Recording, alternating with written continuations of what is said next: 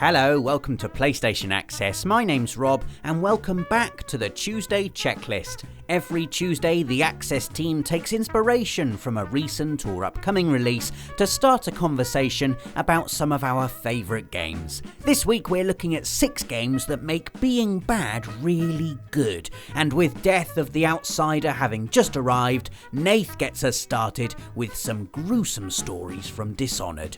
Alright, my first game which makes being bad really good is Dishonored. Death of the Outsider is out now-ish. I'm probably not really here, I'm probably at home playing it. And the reason I'm choosing this one is the game encourages you to not just murder everybody. But there is that tension because the Outsider gives you loads of powers, this kind of chaotic, black-eyed god creature who looks a bit like Jonathan Rhys-Meyers, and I really hate, and I'm looking forward to murdering. Like I said, that's what I'm doing at home right now. So the whole thing is like, oh, you're really good at this. You can be really powerful. You can destroy stuff. You can murder people really quietly and sneak away, but don't do it. In the non-lethal playthrough, where you have to dispose of not just civilians who are in your way, but like the kind of the noble figures, the characters, the conspirators who have been kind of who have killed the Empress at the beginning of the game and have thrown the realm into chaos. And the good ways of getting rid of them are much worse in some cases than simply murdering them. So you've got these horrible, massive 4-headed people called the Pendleton twins, and they own like a slaving mine. But if you go the non-lethal route and you pay Slackjaw, who's like a local gang leader, to get rid of them, he cuts out their tongues, shaves their heads, and makes them work forever in their own mines, which is much worse than being dead, almost certainly. Sounds more fun. What, more fun than, oh, what, for me? Yeah, exactly, of course. I mean, this is why Dishonored is brilliant. And probably the worst one, and I can't help but laugh when I think about it because the setting of it's so ridiculous. The amazing Boyle, like Lady Boyle's party, this decadent kind of aristocratic party, and you have to find out which one of 3 very similarly dressed sisters is one of the conspirators who's been financing like the lead guy in killing the Empress. And you have to just get rid of her too. And again, you can chuck her off the roof, you can just murder her, do whatever. Or the non-lethal way is a man approaches you at the party and says, I know what your plan is, I love that woman, don't kill her, give her to me, and you will never hear from her again. Oh my God. And if you do that, the last thing you see, because it's a masked ball, he's wearing this insane animal mask, and he just floats away on a boat, and his head turns towards you as he leaves. So he just keeps his eyes on you the whole time, and saying, you'll never hear from us again, like that. So I guess what I'm really looking forward to doing in Death of the Outsider, carrying on from doing all these terrible good things in the first Dishonored. One of the powers that Billy Lurk has, who's the character you'll be playing in Death of the Outsider, is she can kind of mimic somebody, take on their persona by sort of tearing their face off, which looks awful. Again, all in the name of non-lethal playthroughs. But really, I think the thing which I'm looking... How do you tear someone's face off non-lethally? Well, you have void magic, powers. duh. Yeah, void magic. I'll show you later. It's fine, it's easy. It looks amazing when she does It looks, and well, horrible. it does look very painful. But yes, I'm looking forward to that. But also, I mean, what it is I love about Dishonored, really, the entire series, is the the intelligence of the kind of machinations of do this, this potential thing unlocks, and that might enable you to do something else. And they're normally tied back into a sense of what the people you're interacting with have done, and poetic outcomes like the Pendleton twins. So I know that there's going to be similar setups where I can do good things to people, which will be far worse and more damning than if I'd just shot them in the head from a different room. So a game that I really enjoy being bad in, shut up, is, I could lie if you like. I could pick another game, and I could talk less passionately.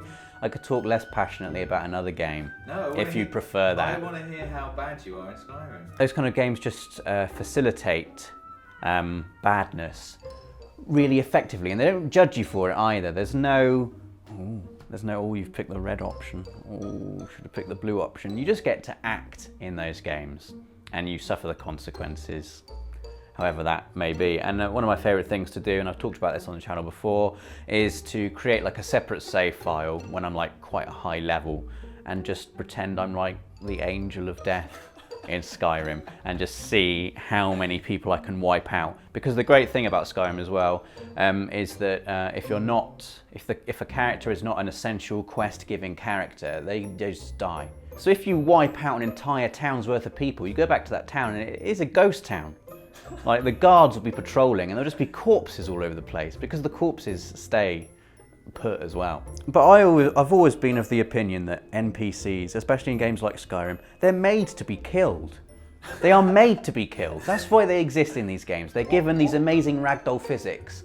They're given annoying lines of dialogue. Why would you give, there's a character called Nazim. I've talked about Nazim loads on the channel as well, but he walks around Whiterun and he gives you this smarmy line. He's like, get to the Cloud District very often. The Cloud District is like the nice rich place in Whiterun. No, what am I saying? Of course you don't. And why would you give that character that line of dialogue? That's his entire purpose in the game, is to go through and walk down the street, tell you that line, and then go and sit in the pub. So he's there to be killed.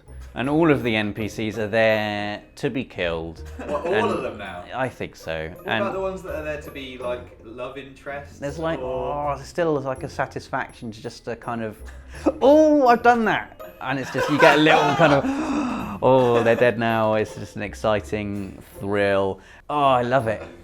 I love it. Oh, and then you can, there's, for fighting a dragon, one of my favourite things to do is to run from the dragon and get the dragon to chase me to a little settlement, and the dragon lands, all the little farmers come out trying to kill it with their sticks because that's what the NPCs do in Skyrim. There's no differentiation between, a little goblin is attacking our village, to, it's a dragon, and dragons just absolutely make mincemeat of villagers. There's some great animations. Why do you include an animation where a dragon picks up someone in its mouth and shakes it like a dog shaking a toy and then throwing it, if not for that exact purpose?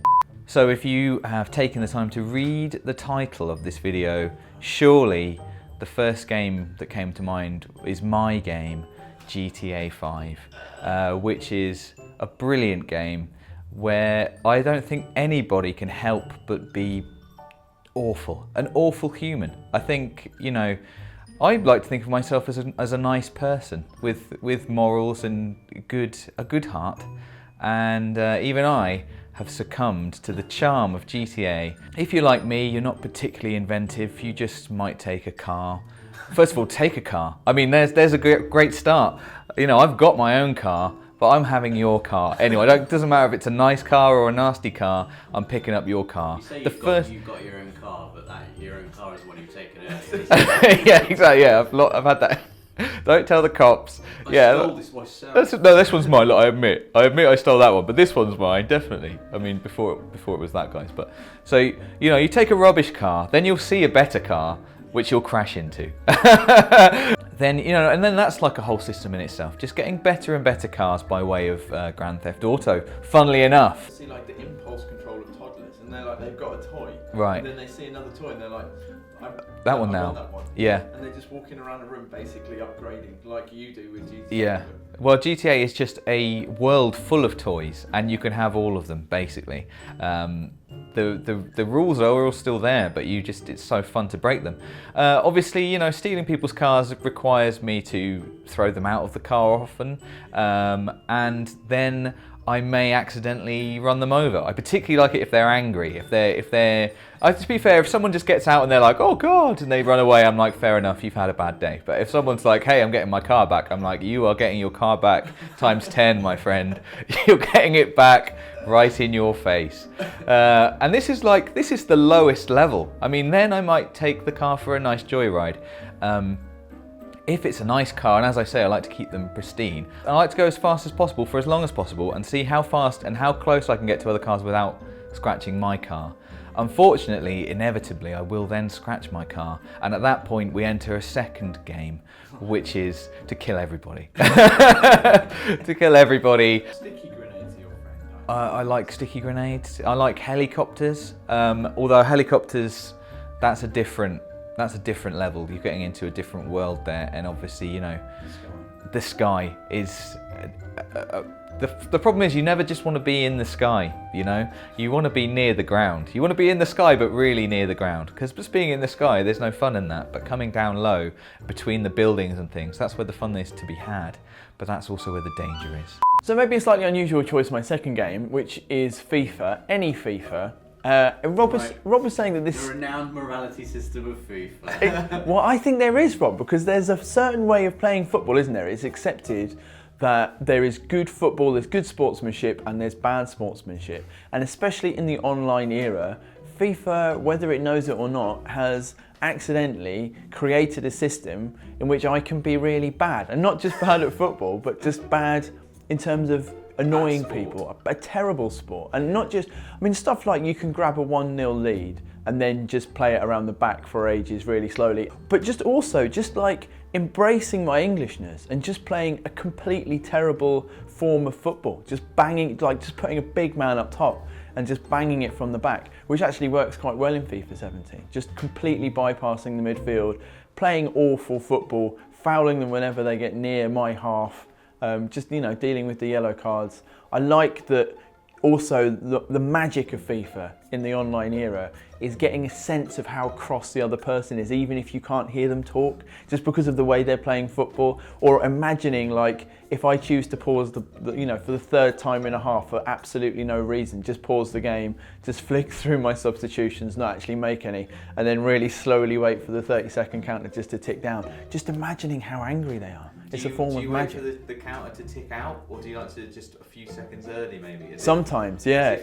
I was just checking my formation, just seeing that all of my strategies were in place. Yeah. It's nice to mix it up, Dave. You're right, because keep them on their toes.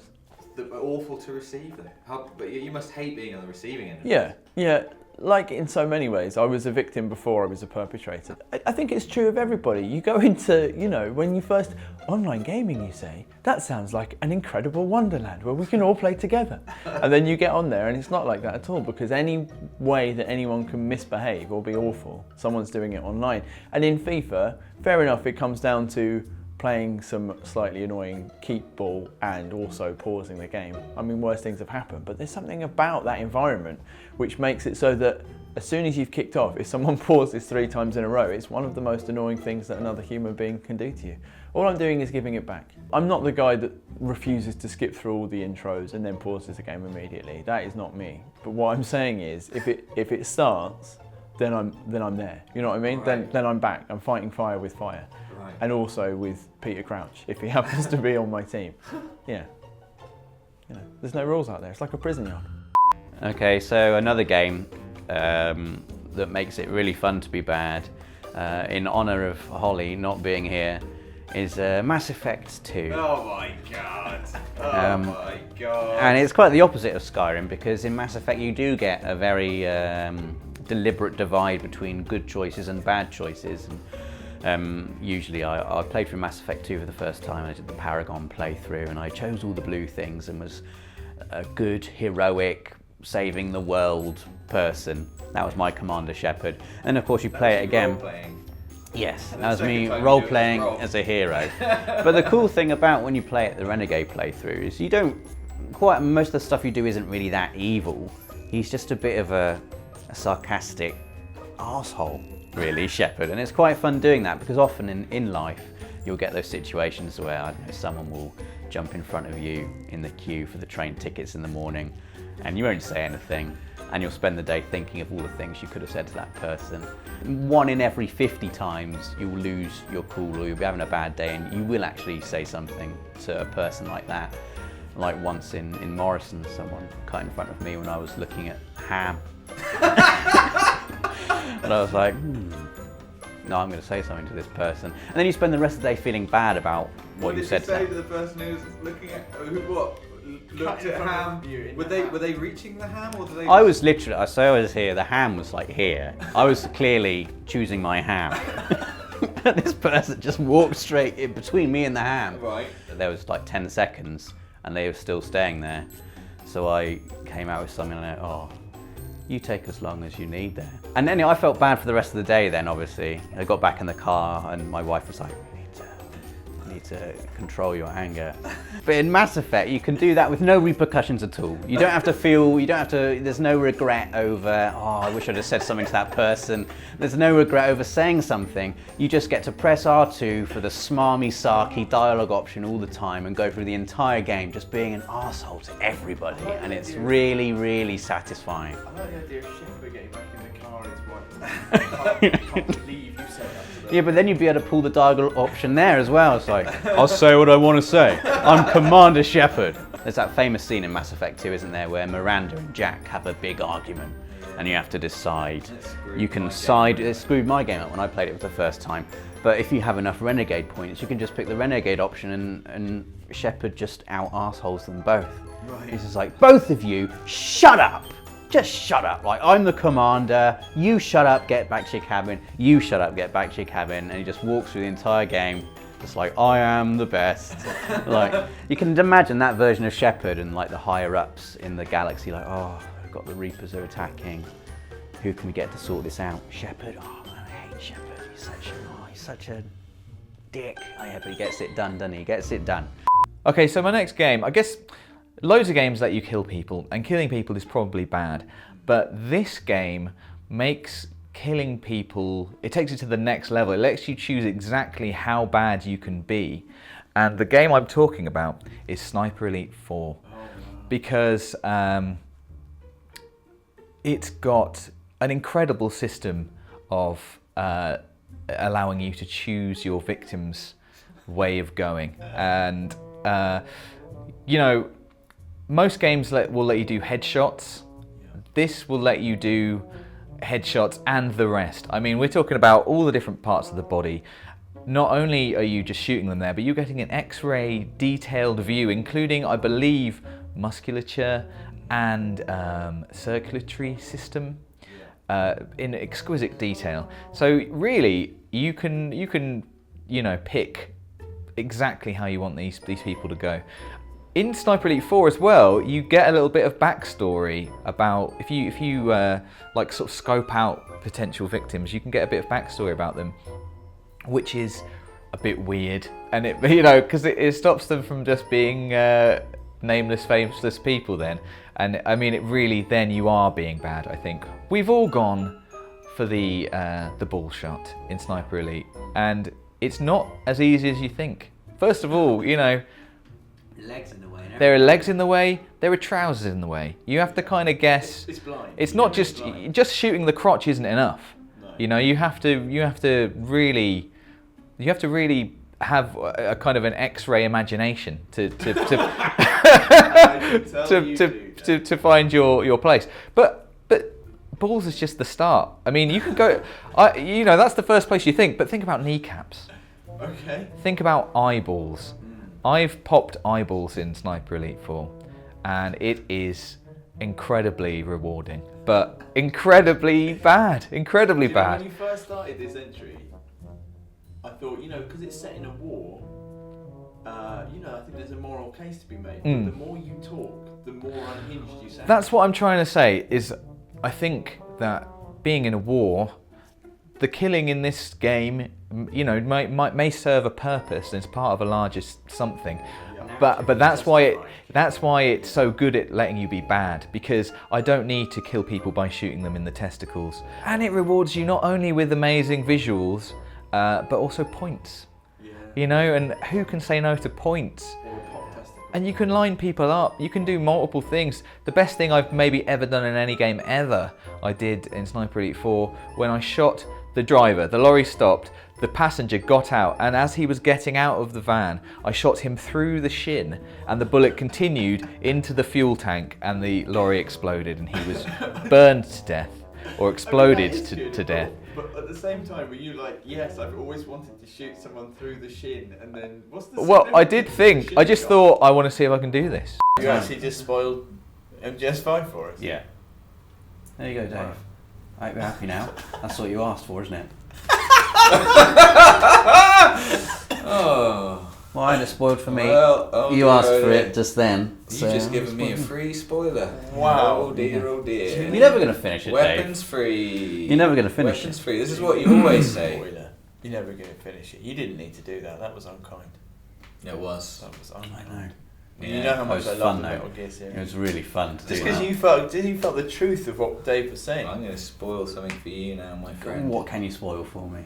Ooh, Nothing. might not be now. Nothing I care Might not about be you tomorrow. have seen already. Might not be next week or next Maybe month. Dave will stay up on the Game of Thrones finale next year, and they come in on Monday and just go. Maybe.